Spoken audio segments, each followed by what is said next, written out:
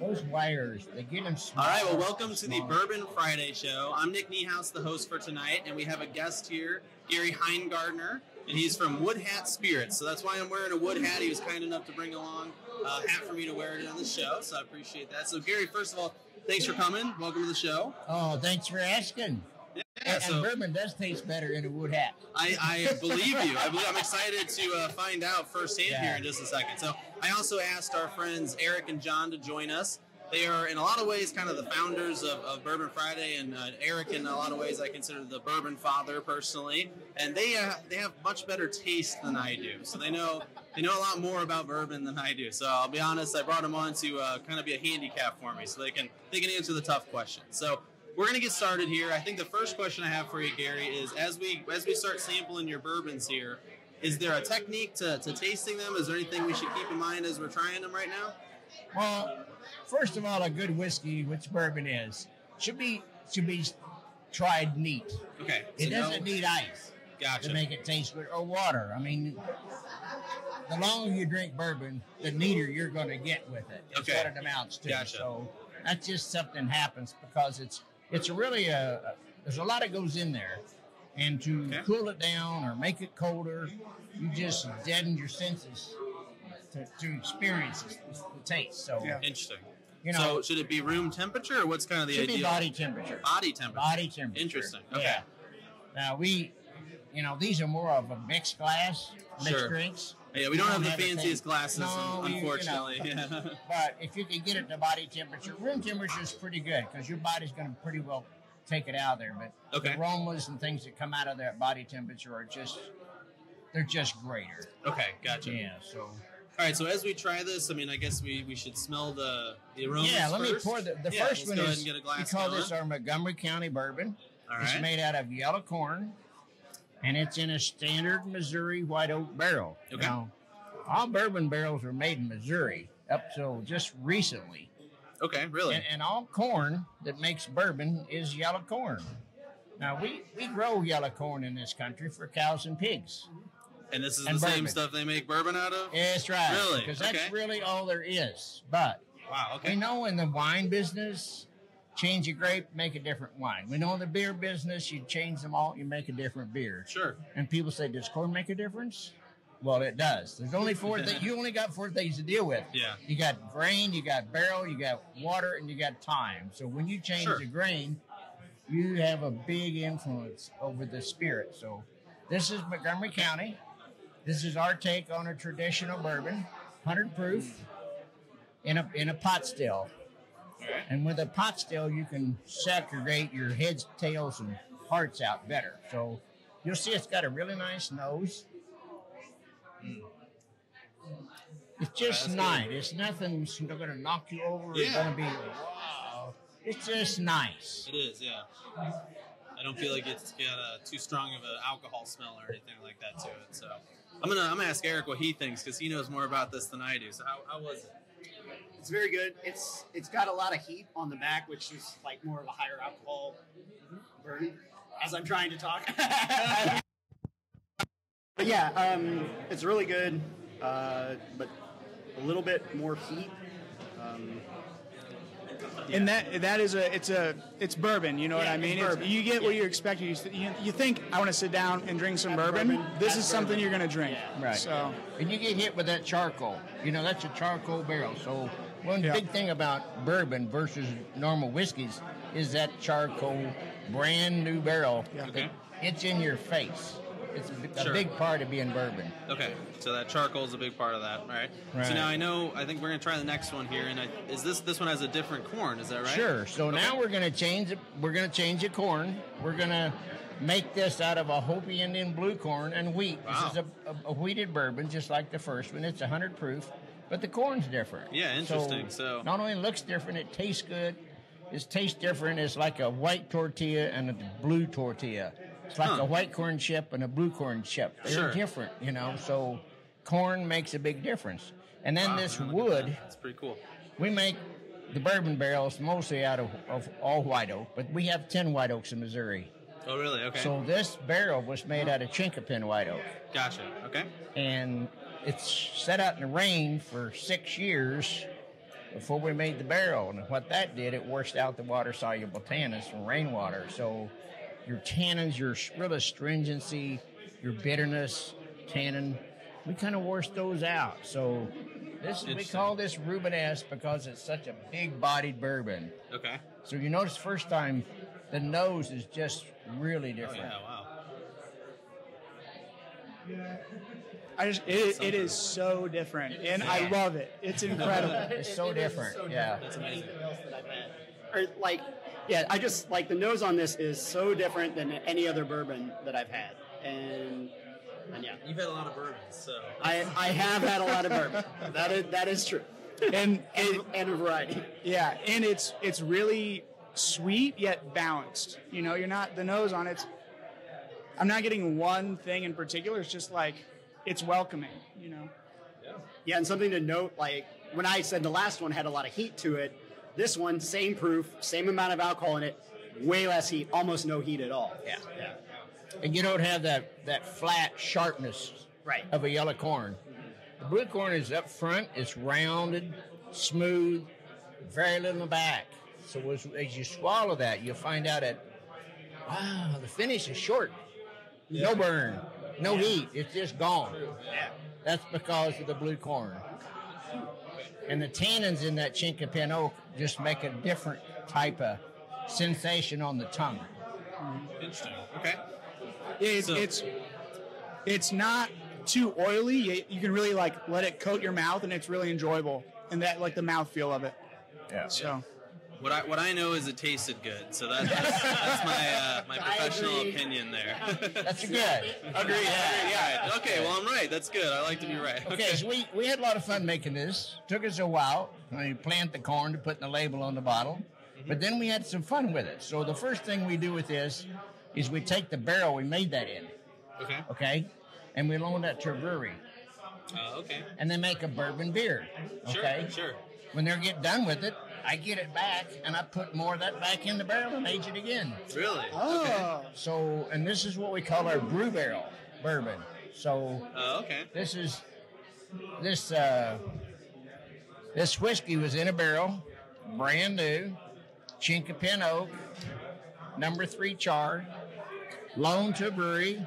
They did a beer in it, and then we get it back, and we put more bourbon in it. So the barrel's got bourbon, beer, and bourbon again. Wow.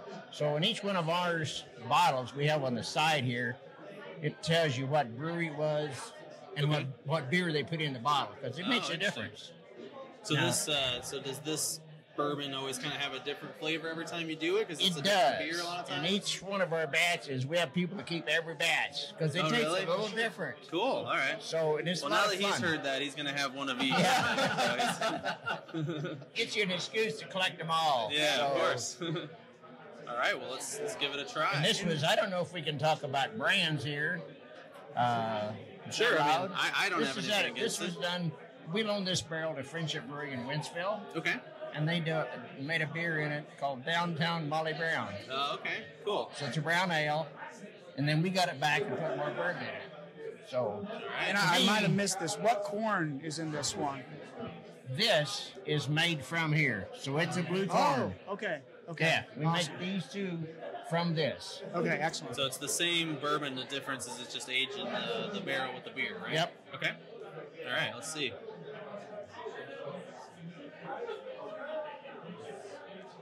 To me, it kind of Yeah, very Yeah. yeah. The nose is very similar if you guys didn't hear that. Now this is a 90 proof versus 100. Okay, and why is that? What takes the proof down a little? I got a little smarter. Yeah. There's just Fair over time, and I think most people, we run a lot of awards, a lot of certificates, but I like those green certificates that got little numbers in the corners. I do too. Those are the best to get, right? Those are the best. And the people that hand out those certificates, for the most part, don't like 100 proof. Interesting. Okay. So that was a value judgment on my part. Later when we came out, we knocked the proof down a little bit, makes it a little more acceptable to people to be drank neat. So Okay. to me, It doesn't add a lot of beer taste, but it sure changes the structure of the taste. Yeah. It's smoother. It's milder. You know, it's not as bold as this. It's not as complex as that, but it sure is smoother. Okay. There's something that beer does to it. That is an easy sipper. Yeah, easy sipper. Oh, yeah. Yeah. And so to bring that proof down, do you just add water, or is there something else you do? Okay. Now, so these are all barreled. They come off the still we come off the still between 138 and 145 proof. We water that down to put it in a barrel. You can't put bourbon in a barrel any higher than 125. Oh, really? Okay. So we run around 123 and a half. So when it comes back out of that barrel to come down to 100 or 80, you put water with it. Gotcha. Okay. So, Eric's over here like, of course, I know. I know these things. I'm here to learn. I'm sorry. All right, the second can't be distilled higher than 160. Yeah, he's got it. He's on it. Right. So then the next thing we do with this is I made some barrels out of pecan wood. Ooh, okay. I like pecans. Nobody in the world has ever made barrels out of pecan wood. And the reason I know that is because they leak. Oh, okay. So well, it's like going to a bucket maker and say, would you make me some buckets that leak? Yeah, that would make sense. You know, don't put my name on it. So we put whiskey in white oak, not because it tastes good, but because it doesn't leak. Okay. And the taste we get out of that is a consequence.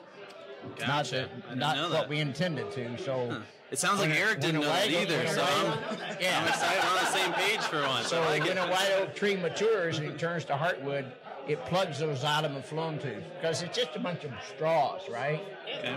So if you have a board and the whiskey goes into that first xylem or phloem tube, you run out the end. But not in white oak. White oak plugs the chemical called tyloses. Oh, okay. And that's why we use white oak to store bourbon in. And that's exactly why you don't make a barrel out of pecan. Okay. All right. So how did you get to that point then? It's a long story, but it tastes good. Okay. Well, so I sacrifice. I'm ready to taste. I sacrifice volume for taste. All right. I'm excited for this one. What I really do, I just put it in a smaller bottle and charge you more. Yeah, I like it. You get more of those certificates that way, right? Yeah, we call this double wood.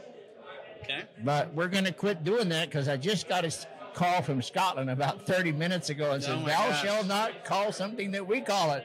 Oh, no. So okay. I'm in a little trouble legal-wise. We're going to call it something else, but for right now, it's double wood. It'll have a new name here in very shortly.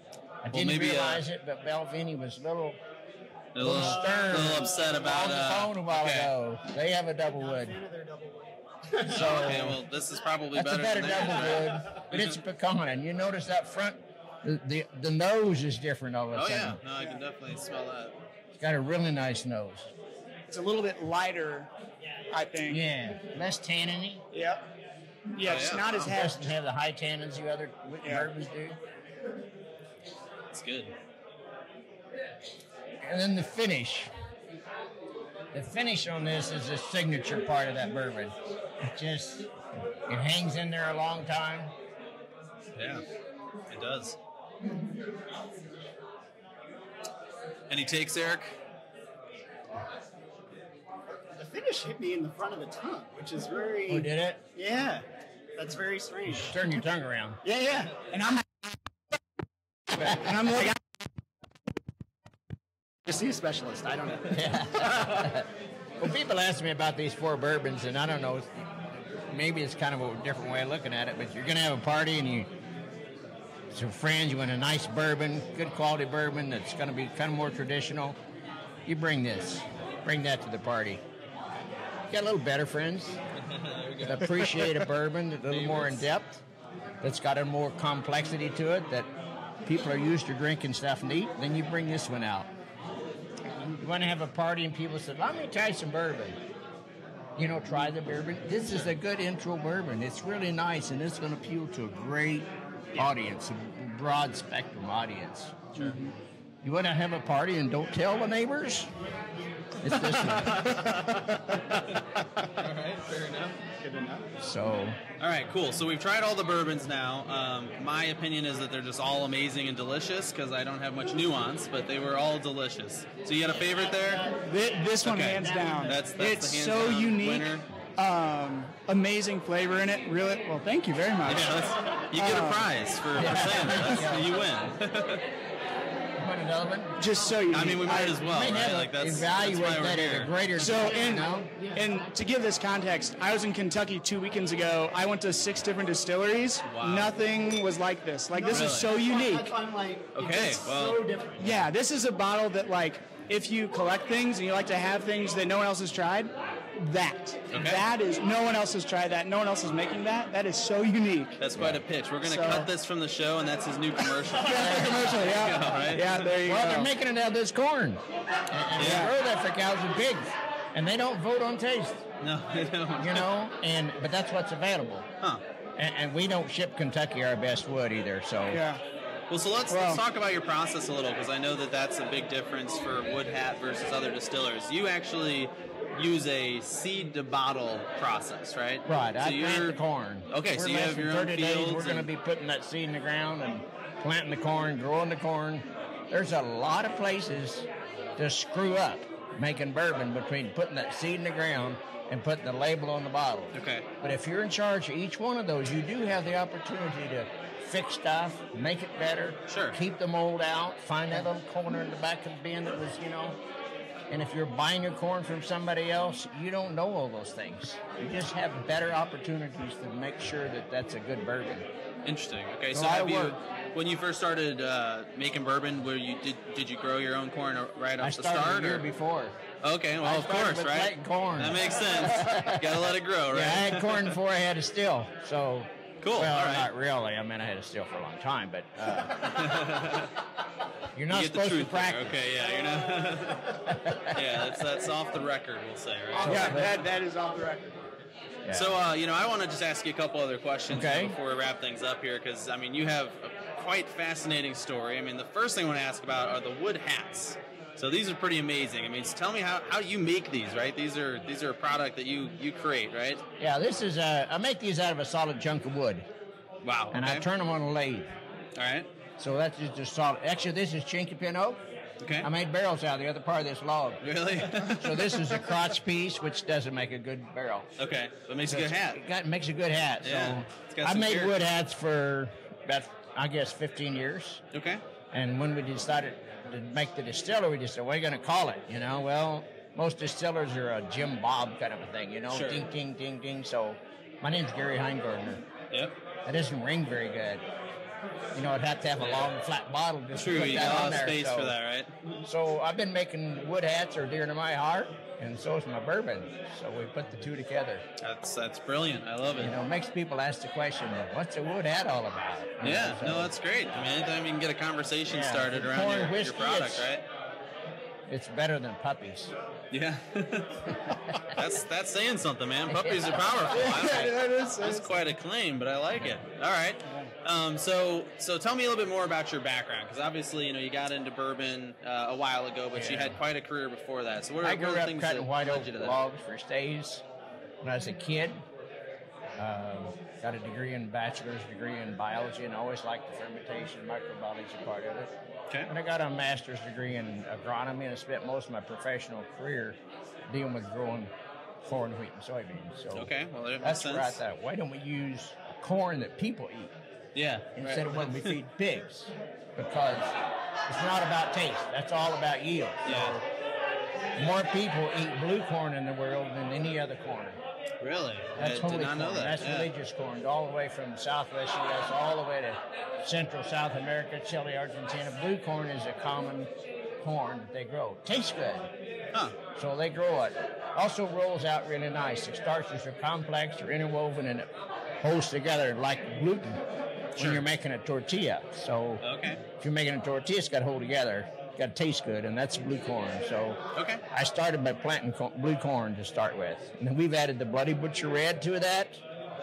Bloody Butcher is if you look at blue corn, it's smooth, it's front, it's rounded. Bloody Butcher Red is back. It's like a rye. The spicy taste doesn't grab you in the back, but it's high and back in the back. So you mix those two. We've got 4 corn whiskeys too, and we do one with red, white, and blue. So we got the smoothness in the front, we got the pepper in the back, and then white corn was bred to be white. That's it. It was really bred to be non-yellow. Okay. So they didn't add taste to that. Yeah. To me, I haven't found a really good white to make. But I do know that perhaps in the olden days, it may actually sprout better. Okay. You know, so there could be a functionality if you're not using enzymes or barley with it, it could malt better. Okay. Corn is really difficult to malt because it wants to mold before it's malted because it takes a long time. Yeah. You can malt barley in a few days. Corn is going to be a couple weeks. Oh, really? Yeah. Mold and that? You plant corn and go out there and the corn will be that tall and pull it up and the corn seed's still on there. Oh, it hasn't metabolized all that starch because it has very little alpha and glucoamylase to convert your starch into sugars. So that's done on purpose. So if you get a dry spell, that corn can hang in there and still grow. Gotcha. Okay. That makes it really difficult to make whiskey because it makes a long time to malt it. Gotcha. Okay. So the word malt, if you ever see the word malt, just put sprout in there and then it makes sense. Oh, okay. I like that. All right, that makes sense. Yeah. That makes sense. Oh, okay. I understand that. I did not know what the word malt meant up until now. It means sprouting. Sprout. I know it's sprouting. Right? And if you don't put anything else with it, it means barley. Okay. So now it's too much. I can't keep track of it. I think your comments on white corn are really interesting because the Woodford Reserve Masters white corn got mixed reviews. Some people thought it was great, really smooth. Other people were like, it's completely bland. It is. So, that's my opinion. Yeah. So there you go. When you look at corn and the breeding and where it really come from, we used to bleach white flour. Right. Everything in the bathroom had to be white. Everything in the kitchen had to be white. Yeah. And so then we didn't want cornbread to be yellow. We had to have white cornbread. So, and white corn is universal. It can be just cow feed. You can make cornbread with it. You can make whiskey with it. So it's more of a universal corn. If you're going to go to the mill and grind it, it just fits in a lot of places. Sure. Okay. But to me, it's my personal opinion, it's not that great a whiskey. Fair enough. You can raise them, grind them, and put them in the same still and line them all up here, and you'll take the white one last every time. Well, there you go. So the white, no white corn. Yeah, don't use the white corn. I've got a red, white, and blue corn whiskey, but I only have the white corn in there 11%. Okay. If I hadn't put it on the label, I wouldn't have put it in the bottle. Gotcha. I could see it balancing out like a really spicy grain. If you want to make a rye with it, it might work. Yes, exactly. But outside of that, I see what you're saying. It is pretty bland. Yeah. So, like white cornbread. Right. You make cornmeal or cornbread out of a mixture of blue and red and white. Oh my God, you got a really good cornbread. There you go.